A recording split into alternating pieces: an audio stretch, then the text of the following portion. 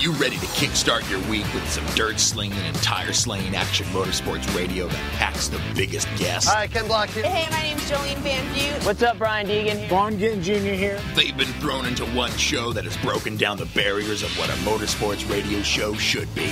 This is the Down and Dirty Radio Show, powered by Polaris Razor, with support from General Tire, KMC Wheels, Rigid Industries, Dirtfish, Gibson Exhaust, and MTX Audio, with your host, who also happens to spend his weekends flying 800 horsepower trucks through the dirt, Jim Beaver. When was the last time you saw an off-road or rally driver begging to get behind the wheel of a NASCAR IndyCar? Yep, not happening, but you sure see these pavement racers begging to drive our cars. And his partner in crime every week, a self-proclaimed Canadian moto chick who was jumping triples and taking podiums before most guys even learned to ride. Amy Hood. No one knows how to say my last name. Like, is it really that hard? Amy Hood. Like I'm from the hood. Don't get it twisted. Sit back, strap in, and be prepared to join us as we take you through a motorsports ride like no other. Here is the man who carries a steering wheel in one hand and a mic in the other, Jim Beaver. Welcome to the Down and Dirty Radio Show, powered by Polaris Razor, live from the General Tire Off-Road Appreciation Party here at the Blue Water Resort and Casino. Sitting down in front of me, man, most of you listeners know quite well. Good friend of mine, Jared Tetzloff from Fast Aid. How's everything going, Jared? It could not be better. The weather's cooling off. The sun is setting over the Colorado River here, and General Tire has put on an incredible party for this Best in the Desert Blue Water Challenge. Yep, lots of food, lots of free drinks. I know sun's still kind of going down. Things will, I'm sure, ramp up here in a little bit. But tell us a little bit about Fast Aid. I know it's been a while since we've had you on air. I mean, I know it's, things always changing, quickly. How's everything going with Fast Aid? Everything is going really well. Sometimes you have those years where you're not having a lot of fireworks and you're not the shiniest, brightest thing. But we are continuing to help people. We've had a couple cases that we have assisted with in the last year, and we've been out to as many races as we can. Obviously, being an all-volunteer board, sometimes it gets tricky to accommodate the very busy schedule. We talked earlier about your travel schedule. Being an all-volunteer board with full-time, daytime jobs, we're out as many races as we can, but the bottom line is we are still chugging along in the background. Actually, I'm very excited because in the next month, we're going to close kind of a big chapter in the Fast Aid book, in my mind, which is to set up some trust funds for kids who were orphaned by the California 200 accident. And that's going to close out probably the most monumental and big event that Fast Aid has been well known for. Obviously, we help a lot of racers, a lot of media, crew members, things like that. But to the general public, the California 200 was the biggest accident that brought off-road to the limelight. And so I'm very excited that in the next month, like I say, we're going to have those orphans, we're going to have set up college funds so that even though their parents were lost in that terrible accident, they've got something to start out their young adult life with in the next few years.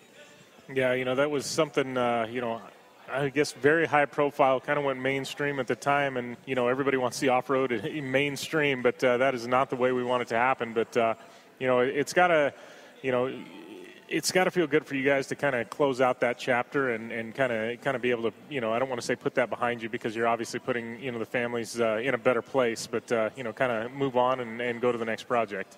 Yeah, absolutely. I had a lot of people ask me, oh, did Fast Aid start because of that? And we had been around. Your brother was a founding member over a year before that accident. We had been around, we had helped people, and we've continued to help people. And so while it was an absolute pleasure to represent the off-road community when it went mainstream as the family and the tight-knit community that it is, like I said, it's not putting it behind us, but it shouldn't define us either. And I think that's true for the sport. Accidents happen in off-road racing. You can't let it define your sport. You got to move on and learn from them and continue to grow the sport outside of just that pigeonholed identity that, like you say, it went mainstream. But I think the bigger thing that I'm proud of is that it showed the off-road community as more than just a bunch of high finance hobbyists. I mean, it really showed what a community it is, and things like, the Lucas Oil schedule with Best in the Desert and other races getting mainstream coverage. I think it has grown the sport. So we honor those who are lost, but at the same time, we look towards the future. Yeah. Well, and you talked about sometimes, people, you guys aren't in the limelight. I guess, in your business, that's sometimes a good thing when you guys aren't in the limelight and, and you don't get too many calls and, and need for help. Yeah, absolutely. It's kind of a catch-22 where people say, people ask, typical business owners, there's no such thing as good, or bad press. And in our case, no, there's such thing as no press is great, because we haven't had to respond or help anybody out that's one of our friends or one of our competitors, one of our racers. And so, that's the trick. In the background, you've still got to continue filing the corporation commission forms and the IRS forms and everything else to keep things in place and keep money in the bank, so that when something happens, because we know it's not if, it's when. We just don't want to think about it as racers. If, when something happens, we're prepared to act and be of assistance, which comes down to the core of our mission statement. Yeah. Well, and I mean, what do you have on tap for next year? I mean, I know obviously in the past you guys have done, quite a few different fundraisers. Anything, as we look at 2016, you guys have in the plans? We've got a lot of things in the plans. Nothing finalized as of yet. We have kicked around the idea of some fun runs. We go out to the desert. We race. It's highly competitive.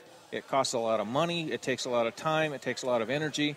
And ultimately, I think what brought us out to the desert is the enjoyment of the beauty of the desert and being able to enjoy that with friends and family.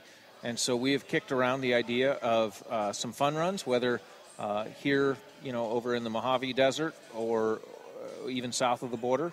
And so we're working on some of those things. We're also working on some of the possibility of bringing back a golf tournament. It's been a couple years since we did our first golf tournament. It takes a lot of time, takes a lot of effort, takes a lot of money up front.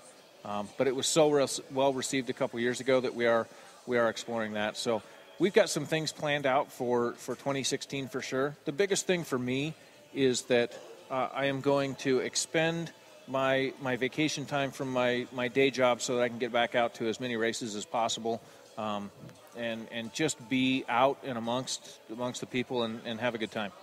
Awesome. Well, I appreciate you taking the time to kind of keep us in the loop on all things Fast Aid, and and we'll definitely talk with you soon. Yeah, absolutely, Jim. I appreciate you having me on the show. I appreciate, like I say, General Tire and Best in the Desert putting on this great party down by the river, and longtime friend and longtime family friends, and excited for what you've got going on with the Down and Dirty radio show, and look forward to the next time we get to come on. Yeah, for sure. All right, got our next guest sitting down in the queue here. TJ Flores, how's everything going, buddy? Pretty good, man. The weather's nice here in Blue Water tonight. Getting ready for the Parker Blue Water race is pretty nice. Again, can't get much better of a race than this with probably 80 degrees right now, and no wind. It's pretty amazing. Yeah, I think it's one of the only races where you actually see when we're coming down that road section. There's people in boats actually watching. It reminds you, like the Formula One race in Monaco or something. Yeah, right? exactly. Got all the yuppies out there in the water watching the Formula One going down, at 100 or whatever, a couple hundred miles an hour. We're here at 130, probably maybe 125 in the trophy trucks. In our mind, we're going a lot faster, though, right? Yeah, exactly. And you're going, man, you see that bikini? You seen that bikini? Wow, that was pretty cool. As we're going that fast, you kind of get distracted a little bit. Yeah. Well, I tell you, it cracks me up. You'll be in the middle of nowhere, Nevada, and every year at Vegas, middle of nowhere. And there's always somebody out there, some girl flashing and everything. And I'm like, where did that come from? Exactly. Like, out in the middle of nowhere, Yeah.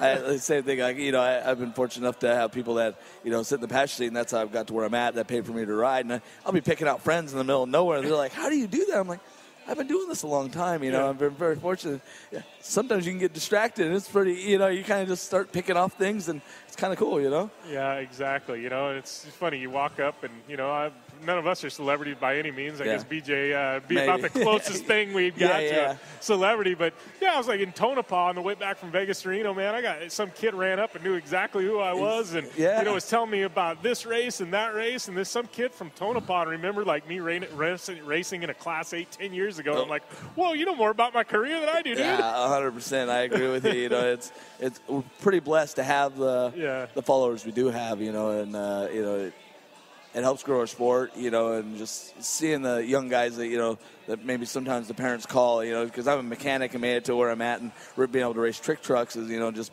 been very blessed to have good people around me. So sometimes you get people go, man, you're the blue-collar guy that's made it to that, and, you know, we aspire for that. Keep doing it, please. You know, it gives us hope that we can be able to do it. And or you get parents that go, hey, my son's struggling at school. Can you talk to him? And, you know, you get on the phone and you go, hey, I've been doing this for 15 years to get where I'm at. I could have been a doctor in 8 or 9 years and been successful at something. But I'm successful now. I'm not taking it away. But go to school, get your things in order, then come racing. Yeah. You know, it's a hard work when you start out pushing a broom to get where you're at, and, you know, studying and, you know, and be able to come out and have a long-term goal, you know, thing out of it. Yeah, always have a fallback. You know, fallback. Normally they say if you want to make $1 million in racing, you start with 2. Oh, know? Yeah, yes. It's pretty tough to start with none and make $1 million, right? That's right. Oh, man, I see a lot of people going broke in racing. Yeah, you and I both, man. It's, well, you know, and you see it in desert racing. I mean, there'll be guys come in with a big checkbook, and for 3 or 4 years they're on top of the world, and then they just disappear, go away, you know, and it's, you know, guys like you, or, you know, or it's a lot of people that have been around the sport, you know, a long time, and it's, you know, it's kind of cool to be able to show up and, you know, see guys like you and catch up with you, and, you know, and I mean, there's McMillans, I mean, you can name it, a lot of the Las Vegas guys, Pat, you know. Yeah. And, you know, so you can count on them at every race, you know. That's right, and you know, it's cool because, you know, they're just, you're all one family. Yeah. That's the cool thing about off-road racing. No matter who you are, I mean, some of the new guys might not act that way, but all the old guys, no matter what part you have, you give it to somebody else. I mean, that's just the way it is, because out in that desert, you got to count on your brother out there that might help you or flip you back over when you made a mistake, you know. And so, well, it's funny, you know, you're talking about that, and literally at Vegas to Reno, it's, you know, you talk about, you know, people that have been around here together. We're about the same age and grew up together, and, you know, in off-road circles. And I think I was talking with Day Gang. Well, I still call her Day Gang. Yeah, you know what I mean? But, I do too, because I've known her since she was 14. Right? No, we were talking about some story from a snore race in Laughlin 15 years ago. You know what I mean? And even her husband's looking at us like, what the heck are you guys talking about? You know, it was some story that happened at a bar, and it was just funny, you know? Yeah, like I've known Day since I think she was probably 14, you know. I've known her family and just being in the off-road world, and, you know, and so I've known be able to grow up with her, and then, you know, become good friends with Josh too, and I've been fortunate enough to ride with him too, and vice versa. And, you know, it's just amazing our off-road community, how tight we are. Yeah, for sure. Let's talk about your program, though. I mean, you know, I know you're racing with Todd in the Tonka trucks now. How's that going? It's going good. You know, we started out last year around this time. He gave me a phone call and said, "Hey, everyone tells me you're the guy I should be calling to go race with." And you know, it was right at the time when the McMurrow program was falling apart, and we just had financial issues. So it worked out, and we put a program together. And I just said, hey, I got to keep my sponsors, the ones that have been with me faithful. I mean, that's, you know, if we can't do that, I can't be a part of it. It's just, and Todd said, no, I mean, whoever you need to be on the truck, that's what we need to have, because I want you to be a part of it. It's ball's in your court. So went to Baja 1000, got to race with Stevie Genio, and then come back, and then, you know, said, yeah, let's do it. And so the beginning of the year has been rough. We've been racing his truck and just trying to get the bugs worked out of it, and finally got some speed out of it. Vegas, Reno, we had a little rear gear issue, but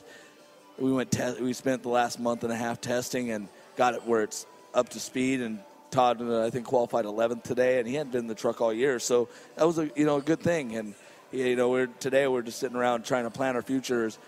He's got stuff for Dakar for us, you know, maybe in the near future. This Arctic Cat deal with Robbie Gordon, racing some UTVs together, and just kind of putting a long-term goal, you know, deal together. And he's just such a nice person, and he likes how hands-on we are, and want to make the program better. And, you know, we do it on a budget, and so I'm really thankful just to be, you know, surrounded with someone that's really wants to go be competitive. Yeah, and he's a guy, you love guys like that who get involved in the sport. And obviously, he's, not new to the sport. He's been around for a while now. But, not only does he have this great brand, and he's got trucks, but, I know he's a Mint 400 sponsor. And he's giving back into the community, too, and those are the type of guys we need coming in. Without a doubt. And people that are excited about it, the people that are hands-on, help developing stuff. I mean, him and Robbie are doing this new Arctic Cat deal that's developing a new Arctic Cat to, to help step up the game of UTVs. And just, in the trophy truck, we have a lot of things going now. He's building a new Ultra 4 car to go race King of the Hammer this next year. I mean, got a lot of things in the works. And, I mean, Dakar, that's been a lifelong dream. So he's like, 2016, we're for sure, or 17, we're for sure racing it. And, but he's trying to work on a deal we might be racing in 2016. So that would be incredible, just to have someone that you barely know a year just say, hey, we're going to go race, and pay and pretty much pay for you to go racing. It's pretty incredible. Yeah, it looks like he's walking up right now. We can grab a mic if he wants. Yeah, we'll get you mic'd up, buddy. Yeah, we got Todd Romano. Grab him a chair, and we'll get him mic'd up. He just did a paddleboard ride from Roadrunner back to here. That's legit, man. Yeah. How we doing, Todd? I'm doing awesome, man. So you really paddleboard ride from Roadrunner to here? What's that, like 7-8 miles? Yeah, we cheated about halfway down. We said this is way too far. And we pulled over a pontoon boat, boots a rope, and we surfed behind the stand-up the whole way in. Did a little surfing, huh? It was awesome. I don't know. It's still pretty legit haul all the way from there to here. But, TJ was, just bringing me in the loop on kind of your program, and sounds like you had a pretty solid qualifying run today. Yeah, I haven't seen the results. We're 11th. 11th today. So Cameron Steele's 10th, and you're 11th. So, hey, good job on the gearing. Yeah. TJ made some calls on the gearing where we started this year really kind of figuring out that you need a qualifying gear, so made some changes and switched over some tires to Toyo to get a little more traction, and it was different. It was I blew a couple corners. Yeah, well, I know that was me. We put this hot rod gear in. First time I've ever actually ran a different ratio for qualifying. Right, and exactly. We went out and tested 2 days ago just with this new gearing, so I've never driven the truck with it, and I'm like, oh, man, this thing is awesome.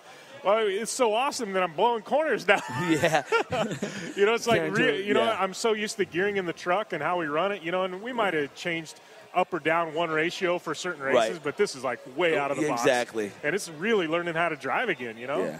It's just a lot faster. You're not waiting. Like, you used to sit there. We don't have a big motor. We kind of have a reliable motor. So gearing definitely helped today. It was good. Yeah, it was good. And getting him seat time, that's a good thing. He's this is the first time he's qualified this year, and really the first time he's going to get in the truck. I mean, we've had just some struggles with it, and just trying to get it better and better for next year, and trying to put a good effort at it for next year. I mean, that's the game plan, and he's so busy. He's got all 10 different things going on with his own businesses going, and his Arctic Cat deal. So it's pretty cool. You're up in Park City, right? Right down the. Yeah, it was in December. I was up visiting Block, and and he's like, oh, that's Todd's right down there, Yeah, so, his race shop's like literally 2 doors down from mine. Yeah, they were saying you had bought like the I guess the shops right there. I don't know if you were moved in there yet or something, but yeah, no, it was like I'm going back up in December. We'll have to ski. Yeah, come up a couple of. Yeah, we do a show there from Block, so we'll have to get you to pop down 2 doors. And it's cool. We have snow bikes up there now. Oh, do you?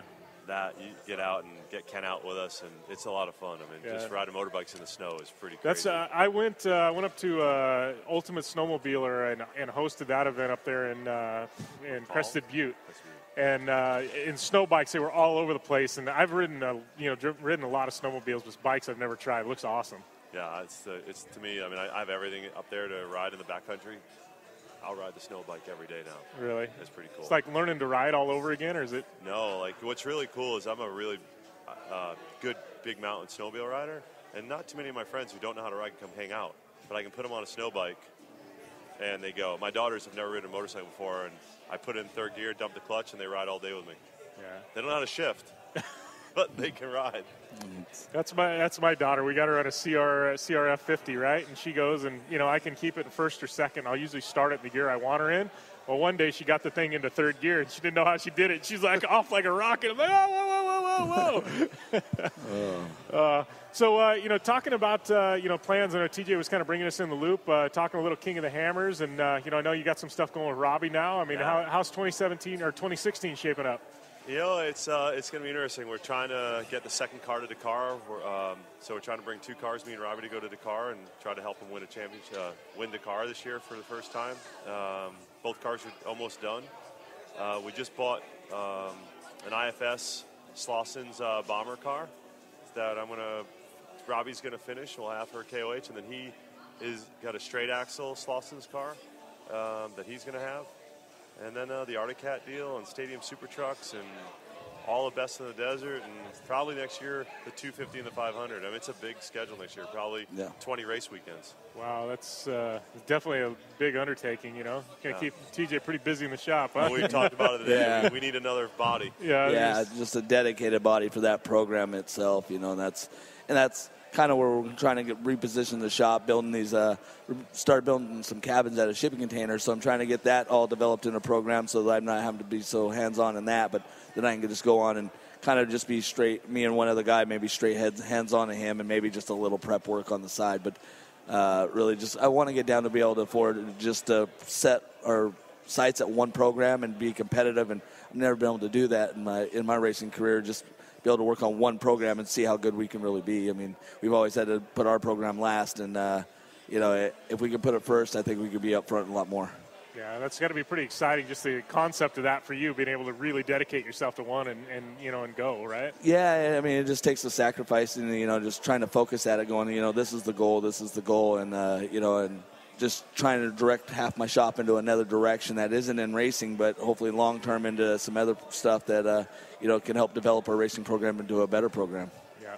Well, and I know, you know, TJ and I were talking about, I mean, how, you know, obviously, you know, you're a guy behind Tonka brand, you know, known as Tonka Todd, right? You know, how's that all tie in with everything you're doing? I mean, you know, starting a long time ago, we kind of found a way to not just be racers, but bring B2B opportunity to businesses. And it was funny. There was a huge presentation maybe 2 weeks ago, and the CFO of Mattel stood up, and they said they lost track of what they did right, and they got complacent. And Tonka came in and kicked their ass. That was the CFO of Mattel. Wow. And that's just what we created. So we keep trying to find opportunities. You know, we found the opportunity for Arctic Cat and did it for Hawk Brakes and did it for for Tonka, and find ways to have our sponsors make money, not just spend it. Spend a lot really good. Nice. Well, you know, I don't know what's the driving split going to be this weekend. I know 2 days of racing. You know, this is a fun one. This is like my favorite race of the year here. You know, I mean, a hometown boy, but it's my favorite race of the year to drive. You know, how's the split going to go? Well, Todd qualified. He's going to race Saturday, and then he gets to fly to Hawaii and go play for a little bit. So, you know, then we get to race on Sunday, and hopefully, you know, get this thing to the finish, and hopefully we just get up in the top five. I mean, that's realistically we want to just, you know, get a good solid finish out of the truck finally, and you know, get Todd some seat time, and try to get, you know, Henderson get more seat time for him, and just, you know, shoot for next year. That's the goal. I mean, he really hadn't had much seat time in a year, so for him to get in and get 11th place in qualifying, that's pretty good. Yeah. Well, and it seems like this race, I mean, you know, it's always day one. You know, you want to run about 85, 90% and finish, you know, because there's so many guys that go out and run 110 and destroy their stuff, and it's like, get there to day number 2, you know, because doesn't matter how fast you are, you DNF day number 1, day number 2 is just a wash. That's you know? right, you know. I think that's where it comes down to slowdium sometimes, you know, go slow to get on the podium, and, you know, it's that fine line of going, well, these guys are checking out. You know, you don't want them to check out. Yeah, but you know, you want to stay within that 3 to 4 minute window at the finish line, you know, because the next day a 3 minute is just one flat tire. Yeah. You know, realistically, and any of us can knock a tire off at any time, you know. Especially on this course. And the dust, and exactly, the big lava, you know, the big rocks in the wash, and, you know, just one little mistake, especially the pace, you know, people run at the trick truck classes, you know, it's hard to fathom how fast you're really going until you got to go for a ride in one. Yeah, exactly. So, well, I appreciate you guys taking the time, and we'll definitely catch up soon. Well, thank you. It's great riding with that there today. All right, still hanging out here at the General Tire Appreciation Party. Got my General Tire teammate here, CJ Hutchins. How's everything going, CJ? Good, really good. Had a great day today qualifying. Those General Tires were hooked up mean in that sand. I don't think I spun a tire that entire 4 miles or whatever the course was, so it was hooked up and pushing the car forward good. Yeah, for sure. Top five overall, top 2 in class, which means you're going to be on the front row for Saturday. That's got to feel really good. Most definitely. I'm starting next to Sam Barry, so he's in a light little single-seater, so that car is just a rocket ship in this soft sand. but I think I can get him off the start and hopefully put him in my dust and get some clean air the first couple laps. Yeah, this is an interesting one. It's I was talking about it earlier with TJ Flores, and it's one of those, like, day number one, you want to be out front and you want to push, but you got to make it to day number two. So it's like you got to ride that fine line and going over it, or but I guess being out front, you'll be able to control the pace. So. Most definitely. This is a super rough course, huge 5-6 foot holes all over the place on this course. So you definitely have to take care of your car on day one. Try to make sure you have a good car for Sunday, and really push hard on Sunday and try to stay out front. Yeah. Overall, how's this year been looking for you guys? It's been kind of up and down. Vegas to Reno, we had a rough race. We had multiple electrical problems and ended up, I believe, 10th or 11th in class. So that really hurt us in the points. For us to do good in the points, we really need a couple guys at DNF at the last race of the year. But we'll see how it goes. At this point, I have nothing to lose, so we'll be hanging it out there on Saturday. Yeah, for sure. We got this one in Henderson to wrap things up. But stacked field in class 1500. It's going to be a fun one, man. I love this course. Got a little mix of everything. Then you get a breather to go down that highway section, right? If you want to call it going 130 miles an hour, 10 feet away from a river, a breather, I guess you can. But I think that's kind of a stressful section on the course for me. Yeah, it's always interesting. It's kind of cool to see all the boats go by, but back of your mind, you're like, I hope I don't have something go wrong here, right? Exactly. I'll be swimming. Exactly. So what's on tap for you guys for next year? In the 1500 car. We're not 100% sure. We haven't really locked into exactly what we're going to do.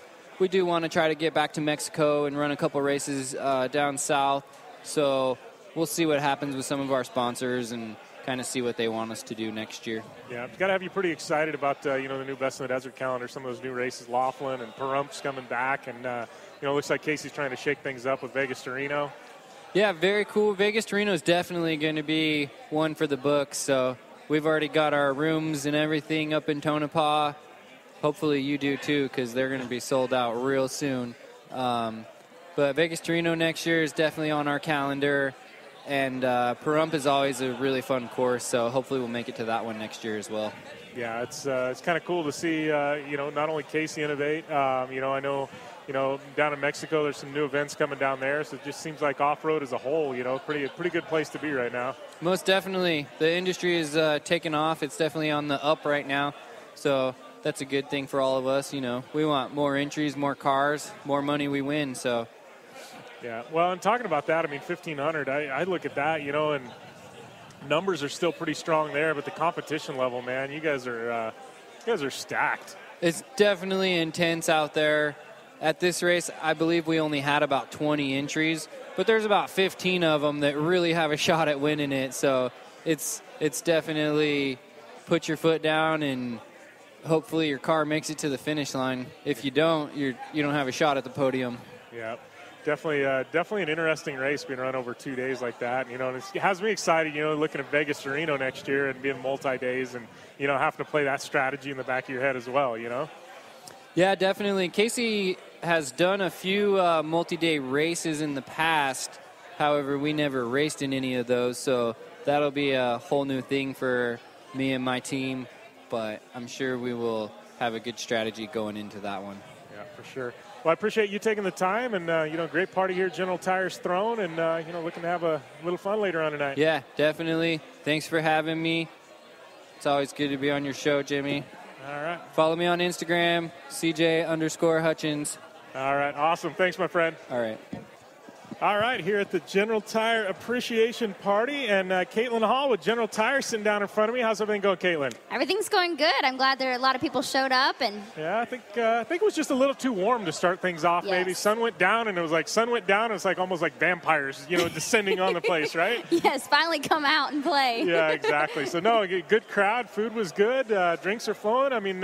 You've been with General Tire about a year now. How has the ride been? Oh, I absolutely love it. I couldn't ask for anything better. Getting promoted from an intern to an actual job, was lovely, and I get to travel, see all these wonderful people and crazy places that I've never been, and never been off-road in my entire life. So it's definitely an adventure. Yeah, well, and you, I mean, coming in, year one has been the 100th anniversary. I mean, that's if you're going to come into a company, that's the year to do it, I guess. Oh, right? yes. Plenty on my plate this year. We have plenty more to even come. We still have, 3 months left in the year, and 2.5, and we're already ready to knock out this year with a big bang. Yeah, well, I mean, just between you guys had Nora, you've had the Lucas Series, you've had Best in the Desert. Yeah.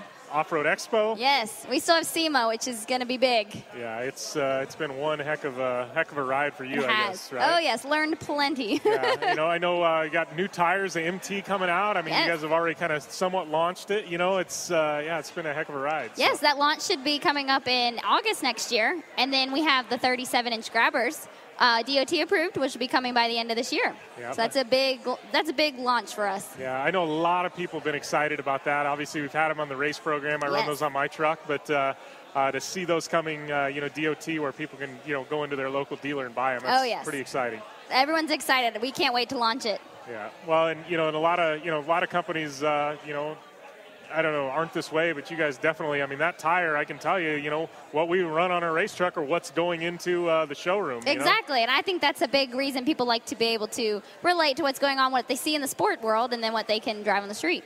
Yeah.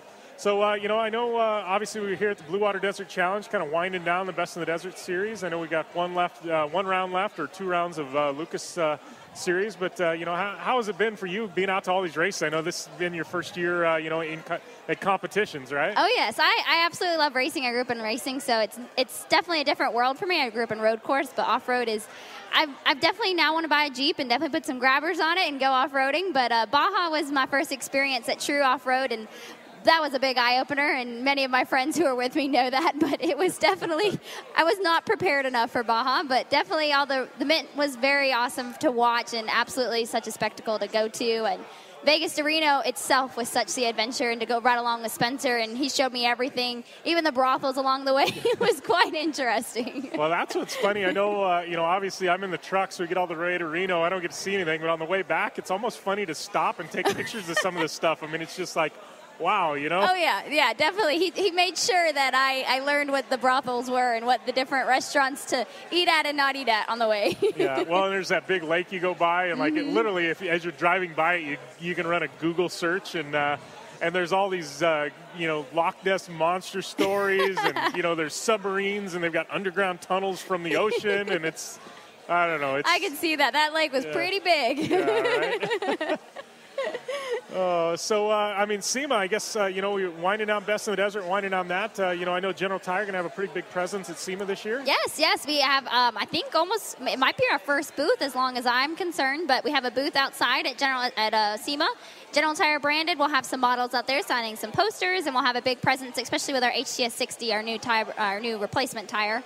So we'll have some vehicles on display, and definitely some salespeople out there to talk to, and get to know that new tire that we just launched in August. Yeah, I feel pretty special. My wife just got an Expedition, and I was sent a set of HTS 60s for that. Perfect. So, she loves them. We've actually had it off-road, on-road, in the rain now, so it's been solid. So good. I enjoy those tires. I definitely think it's a good successor to the HTS. Yeah, it definitely is. So, obviously, we got the General Tire Off-Road Appreciation Party going down. Lots of people here, and, just appreciate what you guys do for the sport of off-road. Thank you. I enjoy getting to meet everyone in this atmosphere instead of in the competition atmosphere, but it's definitely, I enjoy it a lot. Yeah, so. a little more laid back. Exactly. Right? Yeah, get to get a feel for everybody. Exactly. And I'm the one with a drink ticket, so everyone loves me. Everybody's favorite. All right. Well, thanks a lot, Kaitlyn, and we'll talk soon. Sounds good. For 100 years, General Tire has provided tires for your lifestyle, your adventure, your anywhere. Born from competition, the Grabber tire offers the durability and off-road traction you demand in a tire. We put these tires to the test in the harshest off-road racing conditions to give you a tire that will make your anywhere possible. So let us take you on your next big adventure. Tweet us photos at General Tire, hashtag anywhere is possible. Because with General Tire, anywhere is possible.